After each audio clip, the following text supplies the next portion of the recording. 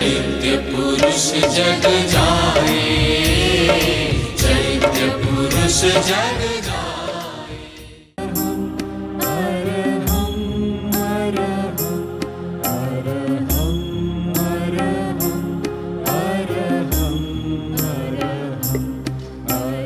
कुछ लोगों ने क्रिया पर अधिक भार दिया, ज्ञान को नकार दिया। दोनों ही एकांगी दृष्टिकोण है और सम्यक नहीं हो सकते। ज्ञान और क्रिया दोनों मिलते हैं तभी कोई पूरी बात बनती है। कोरे ज्ञान से भी पूरी बात नहीं होती, कोरी क्रिया से भी नहीं होती। आदमी क्रिया करता है, प्रवृत्ति करता है, तो प्रवृत्ति के साथ कुछ और भी घटित होते हैं।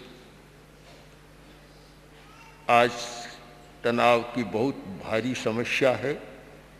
तनाव है क्या? प्रवृत्ति और तनाव।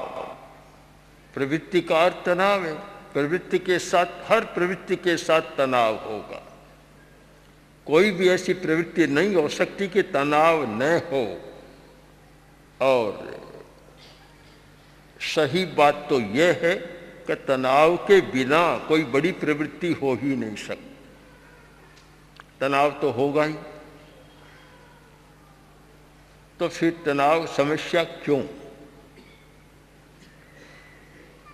तनाव जब अतिरिक्त होता है तब तनाव समस्या बन जाता है। सामान्य स्थिति में तनाव एक अपेक्षा है कार्य संचालन की, कार्य संपादन की। तनाव मांसपेशियों का भी होता है, मानसिक भी होता है, और सबसे ज्यादा सूक्ष्म और जटिल तनाव भावनाओं का होता है। भावनात्मक तनाव, इमोशनल टेंशन, वह सबसे ज्यादा भयंकर होता है। अब ये जो फिजिकल टेंशन, शारीरिक तनाव अतिरिक्त हो तो समस्या बनता है। मानसिक तनाव भी सामान्य तो होता है और वह भी अतिरिक्त बन जाए तो समस्या बन सकता है। तो अति सर्वत्र वर्जयेत्, बहुत सुंदर सूक्त है संस्कृत का कि कुछ भी हो अति नहीं होनी चाहिए। अति सर्वत्र वर्जयेत्। अमृत है और अति मात्रा में काम लो तो वह भी जहर बन जाएगा, और जहर है एक सीमित मात्रा में काम लो तो वह अमृत बन जाएगा। अति कहीं नहीं होनी चाहिए। यह विवेक प्रत्येक मनुष्य में होना जरूरी है कि शारीरिक श्रम की भी अति न हो, प्रवृत्ति की भी अति न हो, मानसिक प्रवृत्ति भी अति न हो, अधिक न हो, और भावनात्मक प्रवृत्ति भी अति न हो, अधिक न हो। एक सीमा के साथ हम काम करें तो तनाव की समस्या अपने आप सुलझ जाती है। कुछ भी करने की जरूरत नहीं है। हम सीमा को समझें कि काम करने कोई व्यक्ति बैठा और 6 घंटा लगातार काम करते चला गया तो तनाव स्वाभाविक है। अगर वह प्रेक्षा ध्यान को जानता है या जीने की कला को जानता है तो कार्यांतर कर देगा।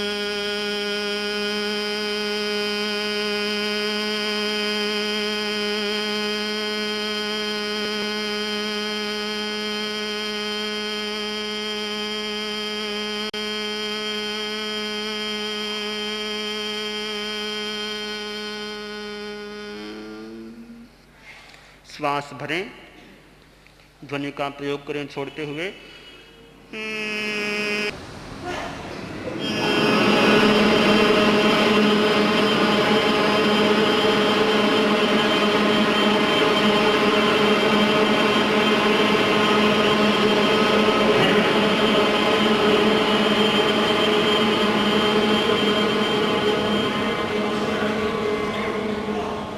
श्वास भरें,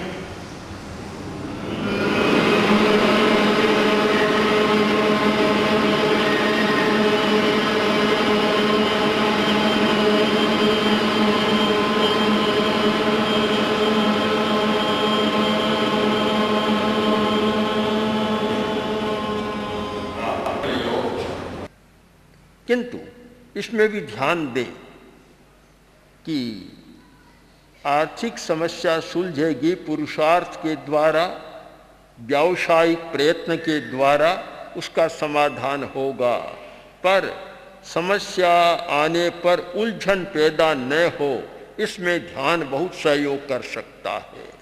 समस्या आ गई, अगर आप उलझ गए तो समस्या और सताने लग जाएगी, सुलझना भी कठिन हो जाएगा।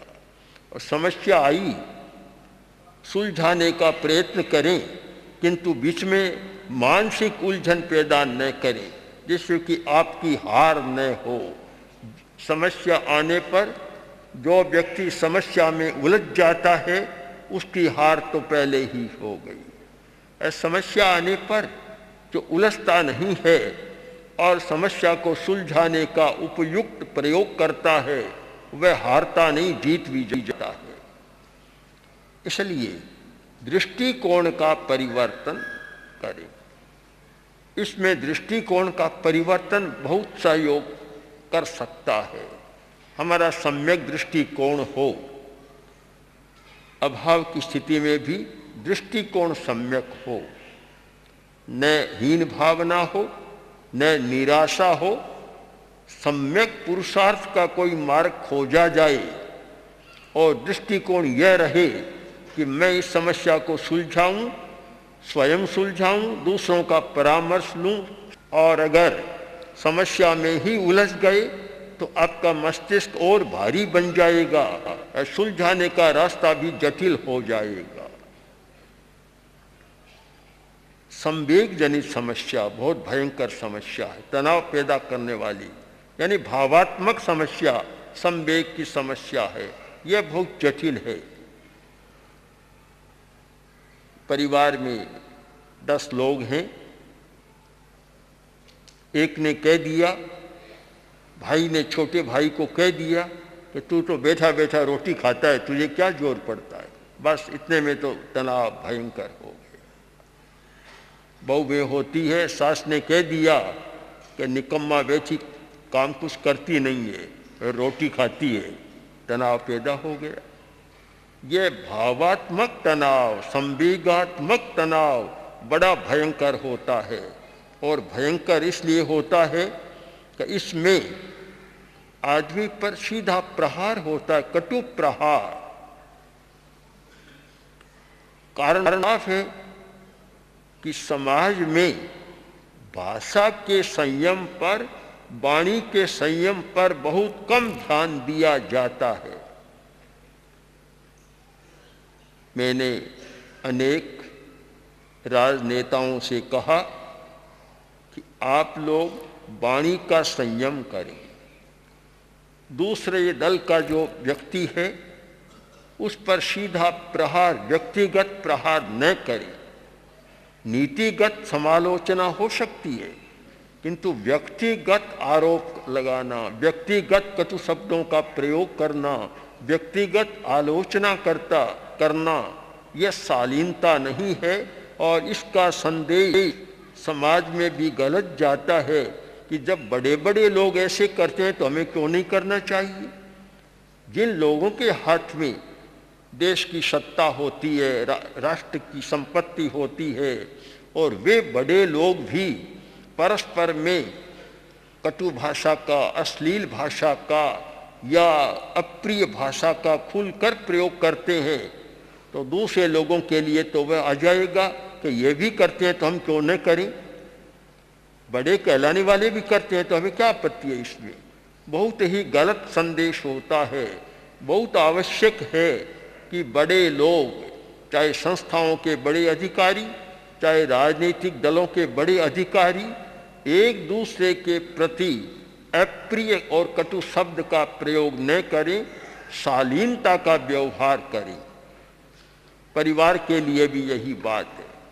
परिवार में 10-20 सदस्य होते हैं, परस्पर भाषा का प्रयोग कैसे करें, एक बड़ा महत्वपूर्ण विषय है और ये तनाव को मिटाने का भी बहुत बड़ा साधन है और संभवतः तनाव पैदा भी नहीं होता। भाषा का विवेक नहीं रहता, प्रयोग कर देते हैं, कटु शब्द बोल देते हैं और फिर बात बात में समस्याएं पैदा हो जाती है, क्योंकि एक शब्द ऐसा होता है कि चुप जाता है, तनाव पैदा कर देता है। संस्कृत साहित्य में एक प्रसंग आता है कि भोज को महारानी ने मूर्ख कह दिया। राजा भोज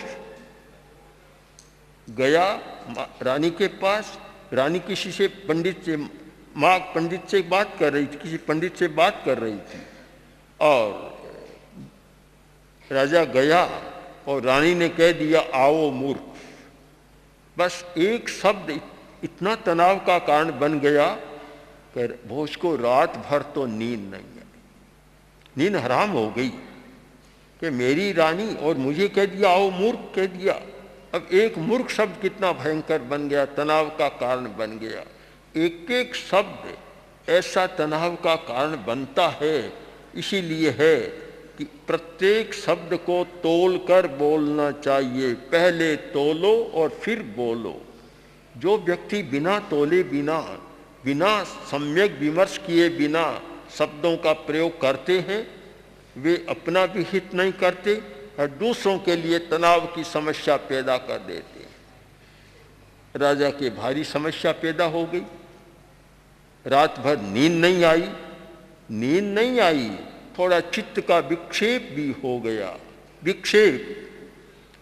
दूसरे दिन राज्यसभा में जाकर बैठा, कोई भी आता है और राजा कहता आओ मूर्ख। अब बड़े बड़े लोग आ रहे हैं, राज्यसभा की सदस्य के बड़े बड़े सामंत सब आ रहे हैं और जो भी आता है राजा का पहला स्वागत आओ मूर्ख के द्वारा होता है। सब आश्चर्य में थे, अब करे क्या, कोई बोलता नहीं है, राजा का भय है। उस जमाने में राजाओं का बड़ा एक भय होता था, बोलता नहीं है। आखिर महाकवि आए और राजा ने कहा आओ मूर्ख। ये जो कवि लोग होते हैं ये कम डरते, उनको भय कम होता है। तो उन्होंने कहा कि महाराज भोज, आपने मुझे मूर्ख कैसे कहा? मैं मूर्ख नहीं हूं, आपने कैसे कहा? मूर्ख कौन होता है?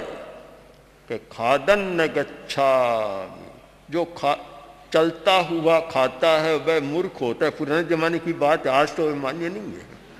हाँ, पुराने जमाने में ऐसा माना जाता था कि जो आदमी चलता हुआ खाता है वह मूर्ख कहलाता है। तो महाराज, मैं तो चलता हुआ खाता नहीं हूं, फिर मैं मूर्ख कैसे हुआ?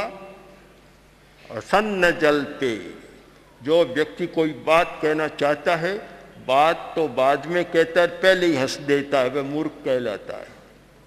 मैं तो ऐसा करता नहीं हूं। गतम न सोचामी, मूर्ख कौन होता है? कि जो बात बीत चुकी अब उसके लिए रात दिन चिंता करता रहता है, वह मूर्ख होता है। जो चला गया सो चला गया, जो घटना हो गई सो हो गई, अब उसकी चिंता करने से क्या होगा?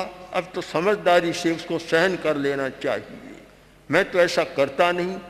गतम न सोचामी कृतम न मन्ये, वह आदमी मूर्ख होता है जो किसी का दूसरे आदमी का थोड़ा सा काम कर देता है, सहयोग कर देता है, सहयोग करता है, पाव भर रत्ती भर गांव में ढिंडोरा पीटता है शेर भर, दिन भर ढिंडोरा पीटता है कि मैंने उसका ये किया, मैंने उसका ये किया, मैंने उसका, देखो मैंने ही किया और किसने किया था। वह आदमी मूर्ख होता है जो किसी का काम करके और गिनाता रहता है, मूर्ख होता है। मैं तो ऐसा करता नहीं हूं। 4 बातें हो गई। 5वीं बात, द्वाभ्याम तृतीयो न भवामि राजन किं कारणम भोज भवामि मूर्खे। जहाँ कोई 2 आदमी बात कर रही है और बीच में तीसरा चला जाता है तो वह मूर्ख कहलाता है। मैं तो ऐसा करता नहीं हूँ। राजा ने दोनों कान पकड़ लिए। हाँ, महारानी पंडित जी के साथ बात कर रही थी और मैं तीसरा बीच में चला गया, इसलिए महारानी कहा कि आओ मूर्ख। अब कांटा निकल गया, बात दिमाग हल्का हो गया। तो एक शब्द ने कितना तनाव पैदा कर दिया, भारी तनाव पैदा कर दिया।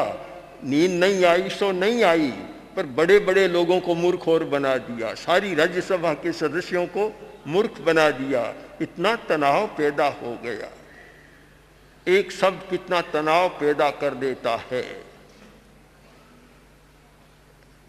इसका क्या उपाय? दोनों तरफ से चलें। पहली बात तो यह है कि हर व्यक्ति को भाषा का विवेक रखना बहुत जरूरी है। बोलने का संयम करना बहुत जरूरी है। ऐसा कोई भी शब्द किसी को न कहे जिससे सामने वाले व्यक्ति में तनाव पैदा हो जाए।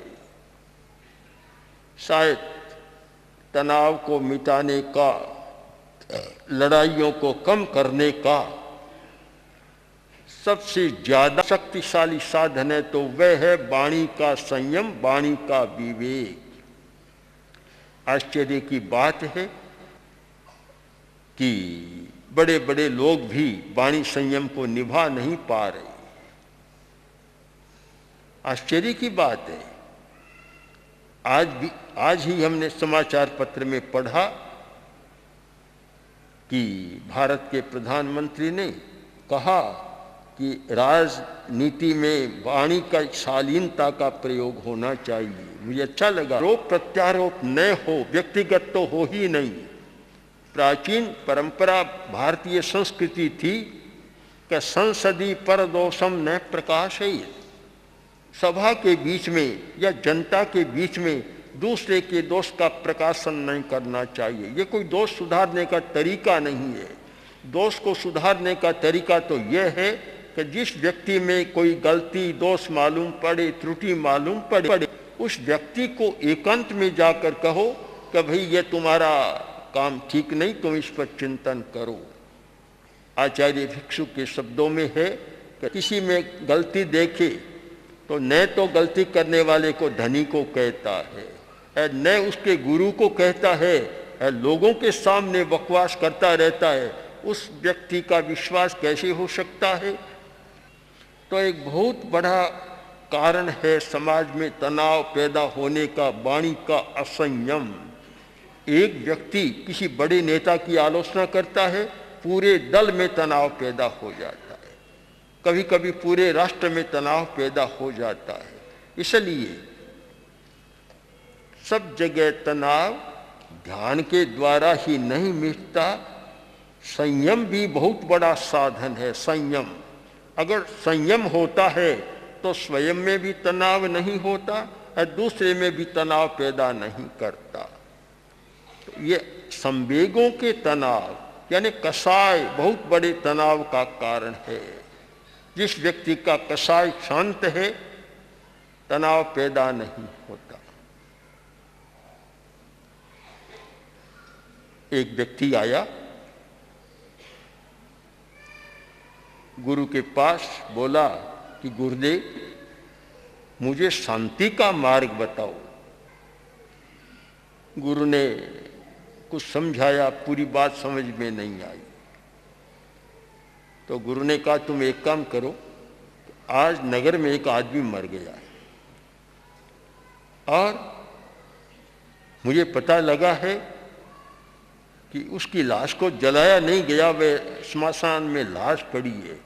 तुम जाओ और उस लाश को 20 गालियां देकर आ जाओ। सीधा मत आना, 10 मिनट खड़ा रहना वहाँ और फिर आ जाओ मेरे पास। गया, लाश को 20 गालियाँ दी, 10 मिनट खड़ा रहा और गुरु के पास आया। गुरु ने कहा तूने गालियाँ दे दी? कहा हाँ दे दी। उसने वापस क्या कहा? कि कुछ नहीं बोला, कुछ बोला ही नहीं। वह तो मौन रहा, बोला नहीं। तो क्या उसमें तनाव पैदा नहीं हुआ? कि बोला ही नहीं, तनाव पैदा नहीं हुआ। गुरु ने कहा कि जिस दिन तुम भी जीवित मुर्दा बन जाओ, जीवित मरण एक शब्द होता है योग का, कठिन शब्द है कि जीवित मुर्दा, प्राण शक्ति है पर कुछ कामों के लिए मुर्दा बन जाए। कोई भी आदमी आकर तुम्हें 10 गालियां दे दे, है तुम शांत रहो, बिल्कुल उत्तेजना न करो, तनाव में न आओ, तो शांति का रास्ता तुम्हारा खुल जाएगा, शांति मिल जाएगी। और जब तक एक शब्द को सुना और तत्काल तनाव में आ गया, रोष में आ गया, स्थायी शांति कभी हो नहीं सकती। ऐसे लोग होते हैं जो कठपुतली का व्यवहार करते हैं। हमारी दृष्टि में 2 प्रकार के लोग होते हैं, एक स्वतंत्र चेतना वाले लोग और एक यांत्रिक चेतना वाले लोग। कठपुतली की तुलना जिनसे की जा सकती है। ऐसे लोगों का जीवन बड़ा विचित्र होता है। अगर कोई दूसरा चाहे तो 1 मिनट में उनको राजी कर, थोड़ी प्रशंसा करो, राजी हो जाएगा। और 1 मिनट में नाराज कर दे, थोड़ी निंदा करो, कटु शब्द कह दो, इतने में गर्म हो जाएगा। उनका स्वतंत्र कोई अस्तित्व नहीं होता, एक प्रकार से कठपुतली का जीवन जीते हैं। और वे लोग होते हैं जिनमें कषाय की प्रबलता है, संवेगों पर अपना नियंत्रण नहीं है, वे लोग ऐसा व्यवहार करते हैं। जिन लोगों को अपने संवेगों पर नियंत्रण है वे कभी कठपुतली नहीं बनते, दूसरे की हाथ की कठपुतली नहीं बनते, अपने भाग्य की डोर दूसरे के हाथ को में नहीं देते, अपने हाथ में रखते हैं।